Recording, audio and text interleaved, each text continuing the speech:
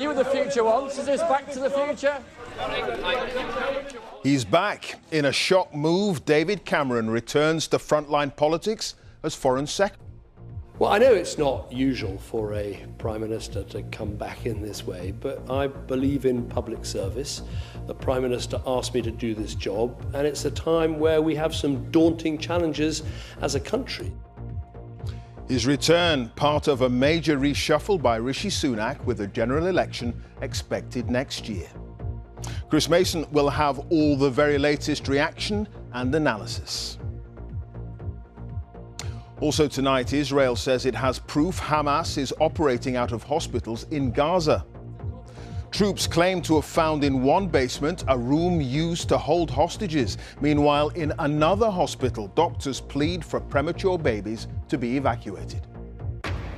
We're out with the police, tackling illegal electric motorbikes, tearing around at up to 70 miles an hour.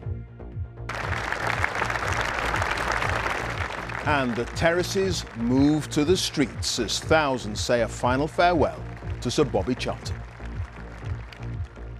On BBC London, 5 people from the same family, including 3 children, die in a house fire in Hounslow. We hear from locals upset and in shock.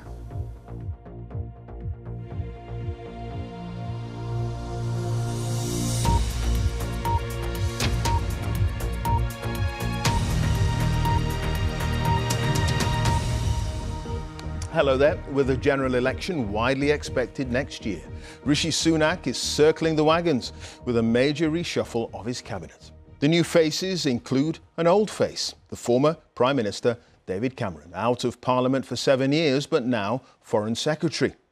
Lord Cameron, as he now is, says although he disagrees with some individual decisions made by Rishi Sunak, like the cancellation of part of HS2, he believes the Prime Minister is a strong and capable leader. So, who's been chopped from the cabinet? Well, most notably Suella Braverman, sacked as Home Secretary following days of speculation over her future after angering Number 10 with a newspaper article criticising the policing of pro-Palestinian protests. She's been replaced by James Cleverly, who says he's absolutely committed to stopping the boats of migrants crossing the Channel. And Victoria Atkins becomes the new Health Secretary, replacing Steve Barclay, who becomes Environment Secretary. Well, Chris Mason's here to kick off our coverage tonight. What a day. Quite a day, Clive. Yeah, a reshuffle that was visible to the naked eye has been in the offing for a few months at least. And my goodness, we could certainly see this one when it came. Rishi Sunak's earlier tweaks to his top team have been just that, tweaks. You certainly couldn't talk about tweaking today. By my calculation, 4 people leaving the cabinet, 7 others leaving government, then all sorts of sideways moves, promotions and demotions. And it all starting with one heck of a surprise. Core blimey, look at this. The guy who used to be Prime Minister, back where he used to live, and back in government. The accidental instigator of the biggest shift in British foreign policy in a generation, Brexit, back as the face and voice of British foreign policy. Lord Cameron, you the future ones. Is this Back to the Future?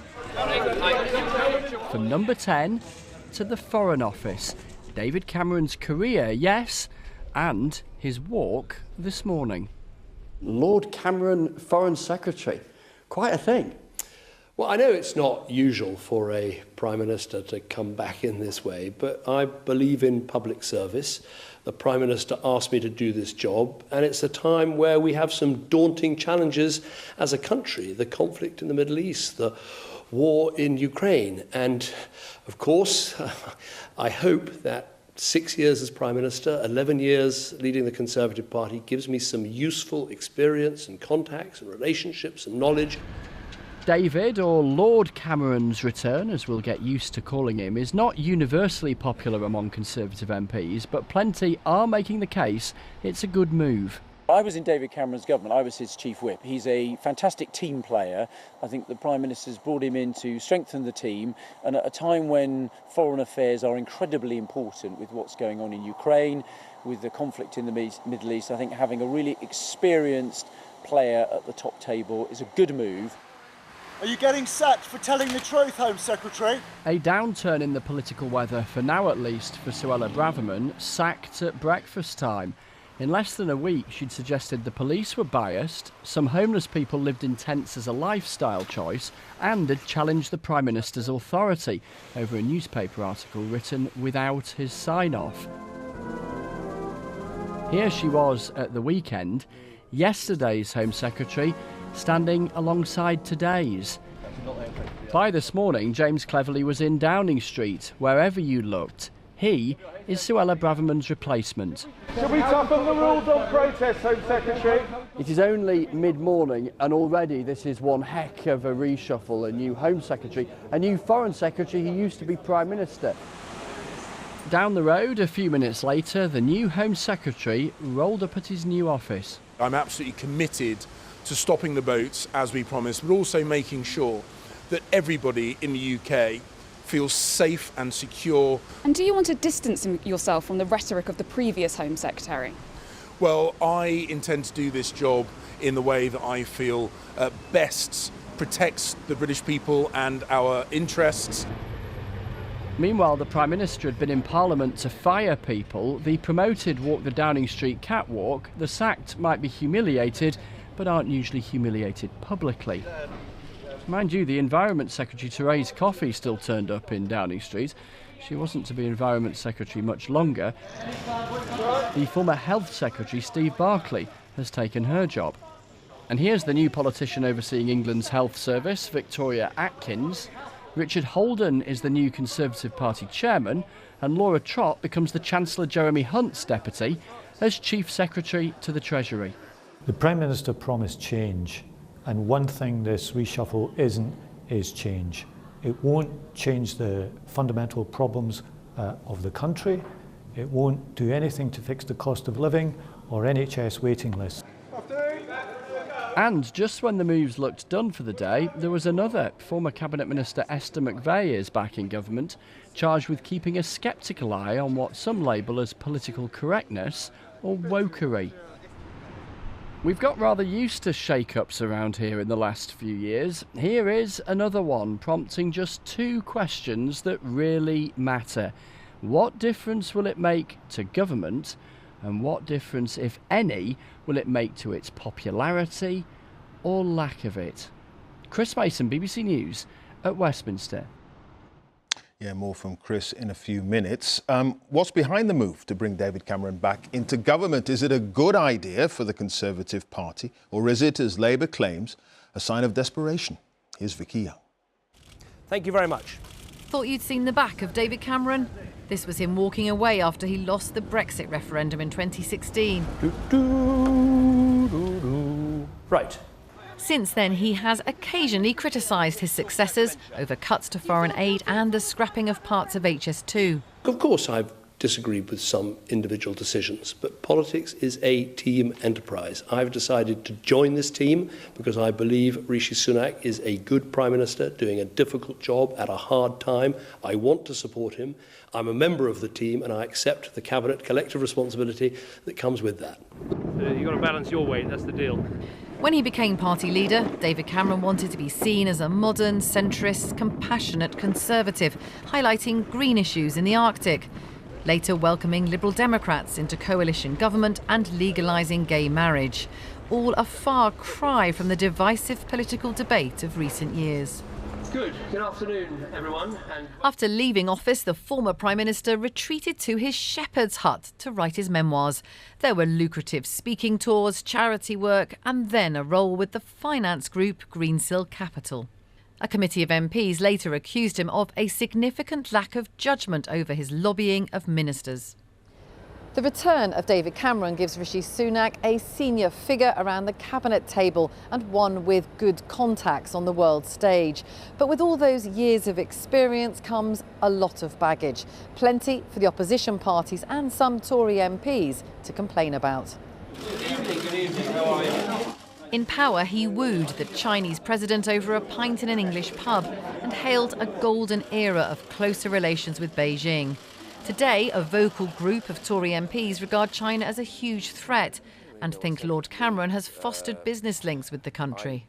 Oh, I think there is a very clear conflict at the moment. Until that's cleared up, I don't see how this works, because 7 of us are sanctioned. We are under attack the whole time. Our families are, by the Chinese government and their acolytes. And, you know, he has now come in having very close ties until literally quite recently. His foreign policy record includes the 2011 military intervention in Libya. It was later strongly criticised by the Foreign Affairs Select Committee, which said action had been taken with no proper intelligence analysis and it left Libya a failed state. For many voters, Lord Cameron is associated with public sector cuts and, of course, Brexit. His confidence that he could win the argument to keep the UK in the EU was his biggest political miscalculation, but not, as it turns out, career-ending. Vicky Young, BBC News, Westminster. Well, Rishi Sunak's reshuffle has coincided with a major foreign policy speech by the Prime Minister tonight. James Landale was listening in. James, obvious question, what could this appointment mean for British foreign policy? Well, Clive, look, despite all today's excitement, the reality is that British foreign policy is largely made by prime ministers and not foreign secretaries. That's why I'm here tonight at the Guildhall to hear the Prime Minister deliver an incredibly robust message to Israel in Gaza, saying it had to act within international law, it had to take all measures to protect civilians, especially at hospitals, and it had to stop the extremist violence in the West Bank. Too many civilians, the Prime Minister said, were dying, were losing their lives. Where I think David Cameron will make the difference is in the implementation, the delivery of British foreign policy. Few foreign secretaries can match his international contacts book, his huge experience, and the sheer political heft that he will bring to that job. Most officials and diplomats I spoke to today said, look, his counterparts would just be glad to have somebody of his calibre facing them over the table. There are, of course, questions, as Vicky pointed out. Will he escape the baggage of his premiership over Brexit and China? Will he try to put his own stamp on British foreign policy? As we heard, Mr. Cameron, Lord Cameron, says he wants to be a loyal team player, and most say he probably will. But if there's one issue where he might be tempted to push the envelope, I would guess it could be international development aid. On that, David Cameron is a true believer. The Prime Minister, more of a reluctant convert who's cut the budget. All right. James, thank you. James Landale there in central London. Right, on a big day in politics, let's get a final few words from Chris. So, number one, what's he playing at? Bringing in David Cameron.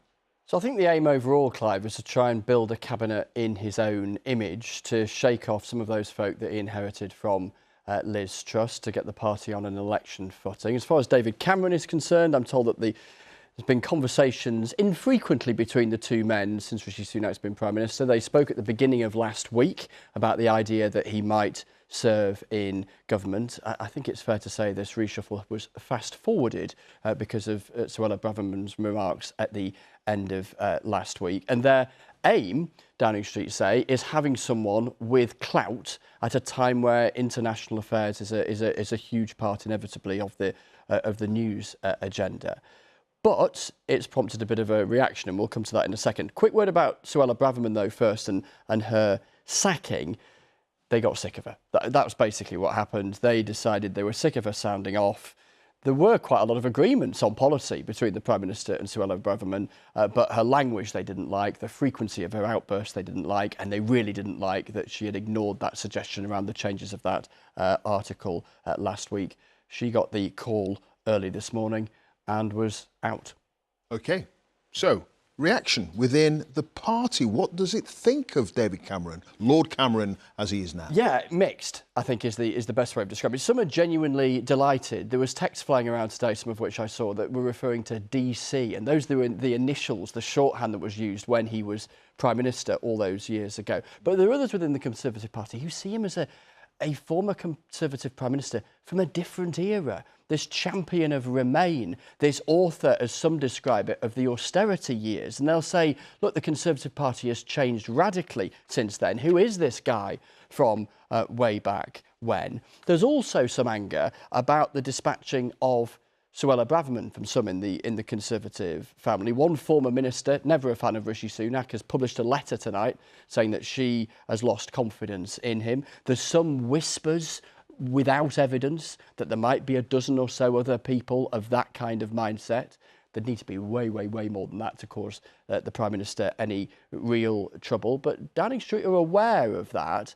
What's going to be interesting is what Suella Braverman chooses to say, perhaps in a couple of days after we await the outcome in the Supreme Court of the decision about sending migrants to Rwanda, to see what she says, because up to now she has basically not said a lot. No. OK. And, of course, the backdrop to all of this, an election got to be called by January 2025, so likely next year. Yeah, so next year is going to be a general election campaign year, even if the election itself were to be in the early weeks of the year after. And you know what? For all of the noise and the excitability and the breathlessness of Westminster, I plead guilty to a smidgen of it myself. And none of that really matters. It's how people absorb this and whether they feel that it makes any difference. You have Labour making an argument. Hang on a minute, the Prime Minister a month ago was talking about defining himself as the change candidate. Now he's brought back one of the blokes who he was trying to define himself against.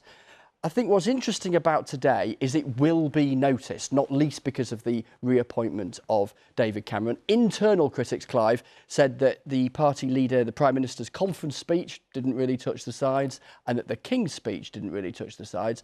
They'll hope this reshuffle might, from Rishi Sunak's perspective, it's worth a go. Indeed. All right. Chris, as ever, good to see you. Chris Mason, our political editor there. And if you're left wanting more from Chris, check out the latest newscast with Adam Fleming, now available on BBC Sounds.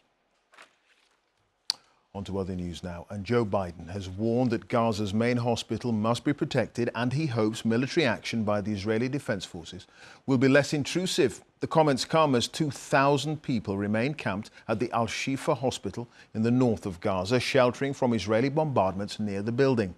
With a lack of power due to fuel shortages, doctors there say 30 babies need to be moved to Egypt if they're to survive. Hamas, which is designated as a terror organisation by the UK government, says 30 people have already died at the hospital following power cuts.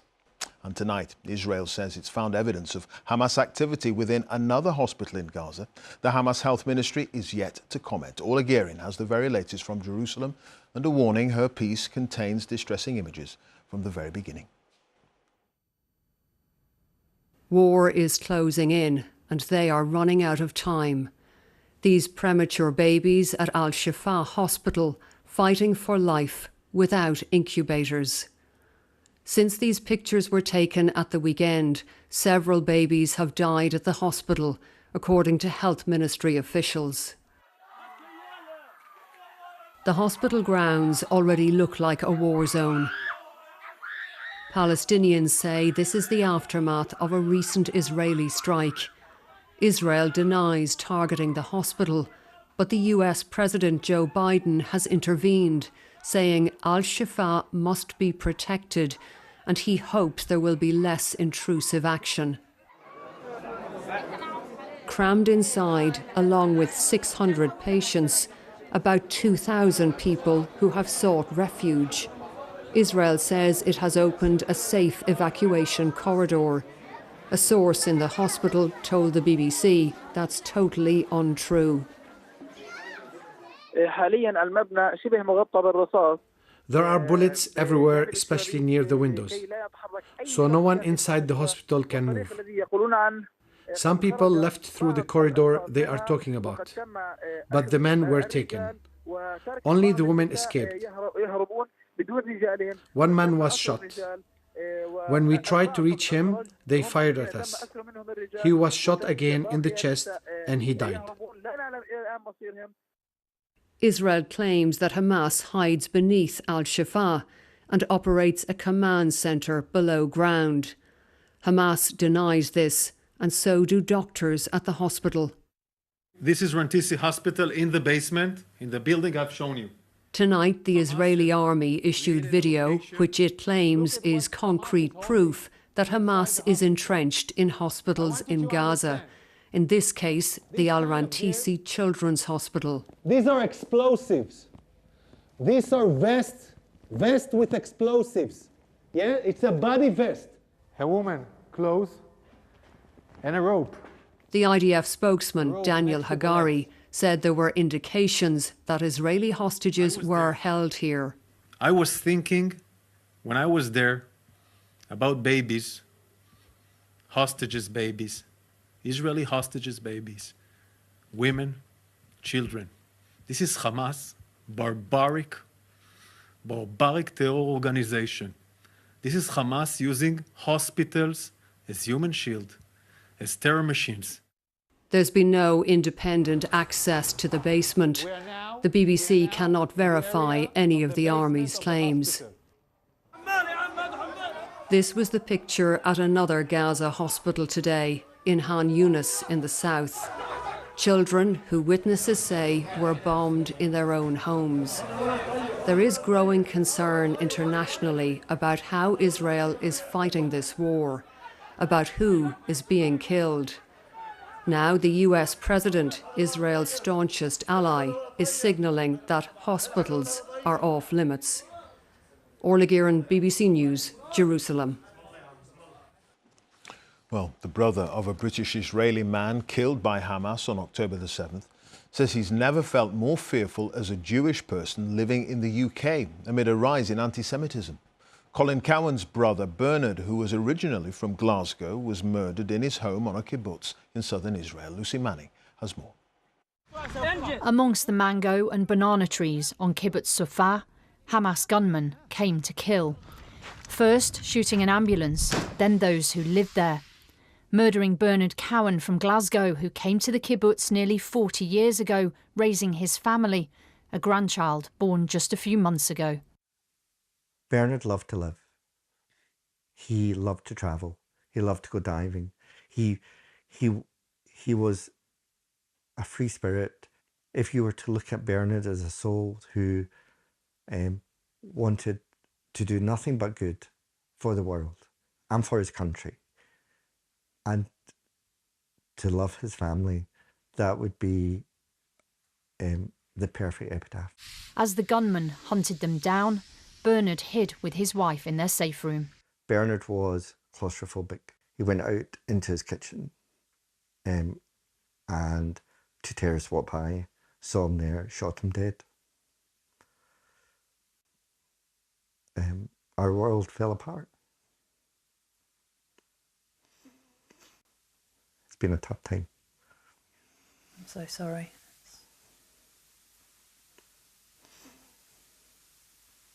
This one was last year in Tel Aviv. But in Glasgow, Colin doesn't just mourn his brother. The grief is mixed with deep anxiety. I feel fearful for myself, for our family, for Jews who are in the UK. Am I at risk? I'd never thought of that living in the UK. And it fills me with dread. The pro-Palestinian protests in England and Scotland, even though many have marched for humanitarian reasons, have left many Jews feeling scared. People have a right to protest. The problem with the protests is there's an element which is about Hamas and supporting that organisation. And that's where the fear comes in. Do you remember feeling this fearful in the UK as a Jew? Never. Never in my whole life. This woman shouts death to all the Jews. Death to all the Jews! Pictures of hostages held by Hamas are ripped down. Paint attacks on Jewish schools add to more than 1,000 anti-Semitic incidents reported in the last month. My nephew said to me, would I come and live in Israel because of the rise of anti-Semitism in the UK? There's not a Jewish person who I've spoken to who's not fearful of the situation we're in at the moment. It's a fear Jews have known for centuries. Lucy Manning, BBC News. The 75-year-old protester who threw paint at the Israeli embassy in London on Armistice Day has admitted criminal damage. John Harvey is the first person to be convicted following the demonstrations at the weekend. He'll be sentenced next month. Now, their silence can go up to 70 miles an hour and can wreak havoc in towns and cities right across the UK. Police say electric motorbikes are sometimes being ridden illegally on roads, in parks and on pavements, terrorising local communities. Well, Dan Johnson has been given exclusive access to a police operation in Bristol targeting the bike riders. It's an electric-powered bike. He's in black clothing. This is a menace tearing through communities. It's a huge issue. The best word to describe is relentless. Or someone's going to get killed. Really? Yeah, hurt or killed. It's fun for me. I like the thrill of it. And the police can be left looking powerless. It's a game. They're getting us to chase our tails, basically. If they chase them and anything happens to the kids, they're in the wrong. If you can withdraw for now. I don't think police can win. Motorcycles are historically linked to Bristol South. In Bristol, officers are given a word of warning. You'll all be aware of the incidents that took place over in Cardiff. 2 cases have ended with tragic consequences for everyone involved, where there was suggestion officers have been following these vehicles. This was Cardiff after the death of 2 teenagers sparked a riot. Harvey Evans and Kyrie Sullivan had been followed by officers who are still under investigation. The purpose of this op is to improve public confidence, as well as stopping the offences in question. They are dangerous pieces of kit. Electric motorbikes are much quicker than regular e-bikes. We have to bear in mind that if they're young riders, they might not be experienced on that bike. Therefore, if a police vehicle is to get behind them, then it might come off. And we have to be proportionate and realistic in how we're dealing with it. And if it means letting them go and we can identify them later, then so be it. Drone cameras are helping, and their own electric bikes. But watch how quickly this one accelerates away. He's making off. Which one's this then? Solera Sting. They won't stop for the police, but a different rider did talk to us. They're eco-friendly. But you're not riding that to be eco-friendly, are you? No, I'm riding it for like the fun of it. It's not legal on the road though, is it? No. So you shouldn't even be here, really? Nah. What's the key to getting away from the police? Lanes. Little alleyways. No negative, we're on the alleyway. There's a sense technology's leaving the law behind. That's a no trace. We need to do some serious looks at our policy. So something's got to change. So we need something to start showing that we mean business and we're not going to take it anymore. They are getting results. One detained. But more young riders are reaching for the saddle. Dan Johnson, BBC News, Bristol. The partner of a police sergeant killed in a custody cell says he was let down by the shoddy and inadequate performance of the Metropolitan Police. Sergeant Matt Ratner was murdered in September 2020 after officers failed to find a gun concealed on a man they'd arrested. Speaking after an inquest verdict of unlawful killing, Sue Bushby said if people had done their job properly, Matt would still be alive today. Hundreds of homes have been evacuated in southwest Iceland over fears of a volcanic eruption. Almost 1,000 earthquakes have hit the area since last night, shaking houses and cracking roads. Seismic activity has eased in some areas, but experts say a 9-mile river of magma running under the Reykjanes Peninsula is still active. Now, for a bit of instant karma, police in Scotland have arrested a man who kept an expensive camera accidentally left on a beach on the remote island of Barra. The man took the camera but wrote a letter to the local police returning the memory card to maintain good karma. But it was to prove his downfall. Ellie Price has that story. It doesn't exactly look like a crime hotspot, and it isn't. Barra, where planes take off and land on the beach. For amateur photographer Greg Crawford, on holiday with his wife, an idyllic place to take some perfect snaps. Perfect until he left the camera on a bench. It was picked up by someone else who decided they were meant to have it, but sent the memory card of all the pictures with a letter to Barra Police. They sold the camera to fund their holiday. They believed, and according to the letter, they believed this was karma. The police didn't, and traced the wrongful owner thanks to photos he probably didn't realise he'd taken, which located where he'd been staying. Firstly, to steal something that's not theirs. Secondly, to send this letter typed up in the hope that they wouldn't get caught, and then basically just dropping themselves right in it. More karma, police even found his camera, and he's already planning a return trip to take more shots like this. Ellie Price, BBC News. He was one of English football's greatest players and today received a send-off worthy of his position at the very top of the game. Thousands of people lined the streets of Manchester to say farewell to Sir Bobby Charlton, a member of England's Football World Cup winning squad, of course, who died last month at the age of 86. Before his funeral service attended by Prince William at Manchester Cathedral, the cortege slowed down outside Old Trafford, where thousands applauded for one last time. Here's Dan Rowan.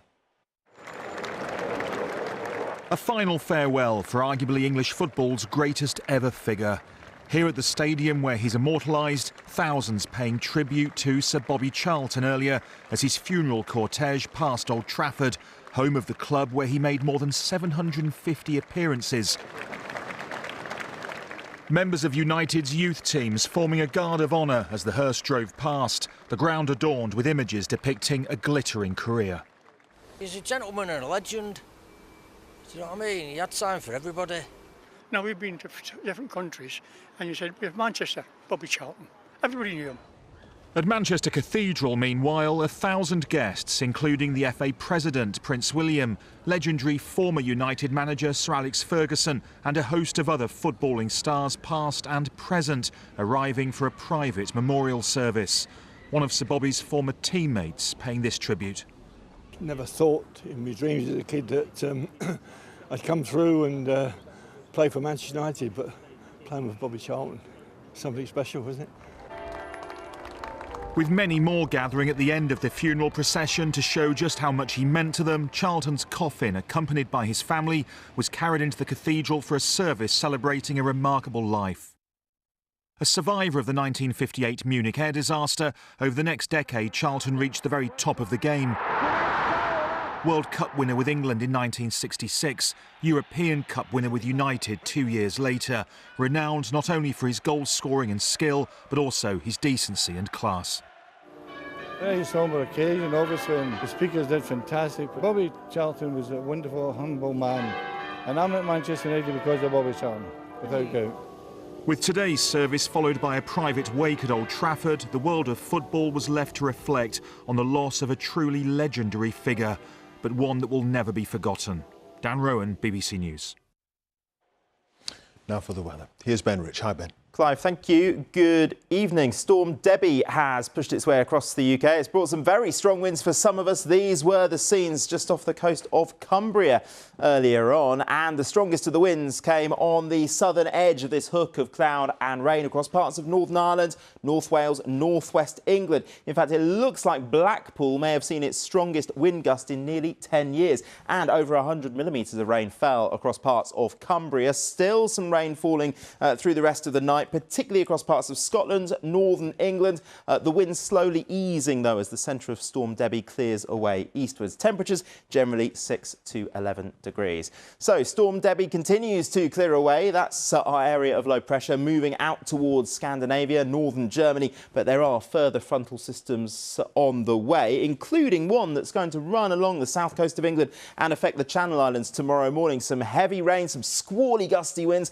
thunder, lightning, hail mixed in. That will clear eastwards through the morning, and then for England, Wales and Northern Ireland it turns into a sunshine and showers day. Across Scotland, though, cloud and outbreaks of rain for much of the day, although the far north will hold on to more in the way of sunshine. Not as windy as it has been today, still quite blustery for some of us. Temperatures again between 8 and 14 degrees. And as we head into tomorrow evening, well, the rain just keeps on coming, particularly across parts of Scotland. Lots of hefty showers elsewhere. The ground is sodden at the moment. We really do not need any more rain. And there is more on the way later in the week. Briefly, a little ridge of high pressure makes things drier for some of us on Wednesday, but for the end of the week and into the weekend, more heavy rain and some brisk winds at times. Clive. OK, Ben, thank you. Ben Rich there. That's it. Now for the news where you are from our colleagues across the regions. Bye-bye for now.